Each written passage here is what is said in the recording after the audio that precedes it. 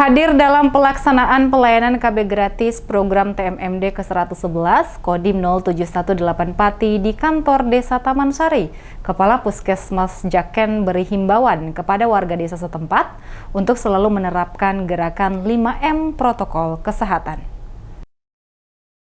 Dalam pelaksanaan pelayanan KB gratis program TMMD ke-111 Kodim 07184 Pati, Kepala Puskesmas Jaken turut mendukung dengan kehadirannya di lokasi sasaran. Dalam kegiatan tersebut, Agung, Kepala Puskesmas Jaken menyampaikan mewabahnya pandemi COVID-19 sampai saat ini menjadi perhatian khusus bagi kita semua, karena dampak sosial dan ekonomi menjadi menurun. Untuk itu, Agung, Kepala Puskesmas Jaken menghimbau warga setempat agar mematuhi protokol kesehatan dengan selalu menerapkan gerakan 5M, mencuci tangan dengan sabun, memakai masker dan menghindari kerumunan, menjaga jarak dan mengurangi mobilitas.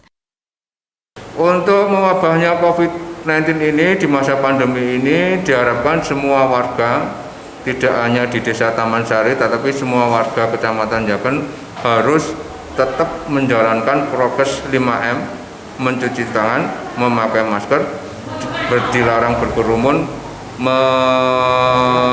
mengurangi aktivitas dan di rumah saja. Agung berharap warga desa setempat sehat selalu dan terhindar dari penyebaran virus COVID-19.